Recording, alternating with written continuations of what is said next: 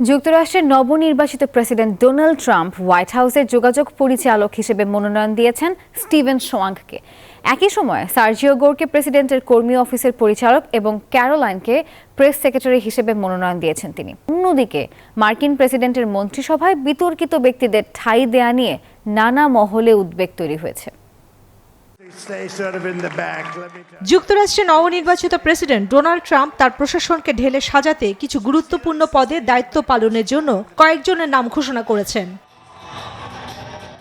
Stephen শোয়াংকে white হাউসের যোগাযোগ পরিচালক হিসেবে মনোনয়ন দিয়েছেন। শোয়াং প্রেসিডেন্ট নির্বাচনে ট্রাম্পের প্রচার শিবিরেও একই দায়িত্ব পালন করেছেন। এক বিবৃতিতে তিনি সার্জিও গোরকে প্রেসিডেন্টের কর্মী অফিসের পরিচালক পদে মনোনয়ন দিয়েছেন ট্রাম্প।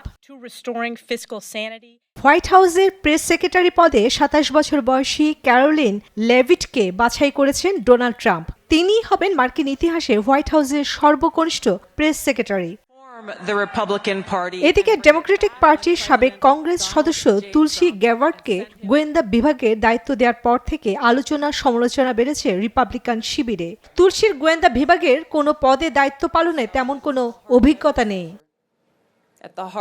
ট্রাম্পের উপর আস্থা রেখে যারা তার হাতে ক্ষমতা তুলে দিয়েছেন, মন্ত্রিসভায় বিতর্কিত ব্যক্তিদের ঠাঁই দেয়ায় উদ্বেগ ছড়াচ্ছে বিভিন্ন মহলে। ক্ষমতা হাতে পেয়ে এই রিপাবলিকান নেতা অপব্যবহার করতে পারেন এমন শঙ্কা তাদের। নির্বাচনে সংখ্যাগরিষ্ঠ জয়লাভ করলেও স্বেচ্ছাচারিতা করার সুযোগ নেই ডোনাল্ড ট্রাম্পের। ক্ষমতা লাভের ২ বছর পর মধ্যবর্তী নির্বাচনের সময় ক্ষমতাসীনদের ক্ষমতা হারানোর শঙ্কা থাকে।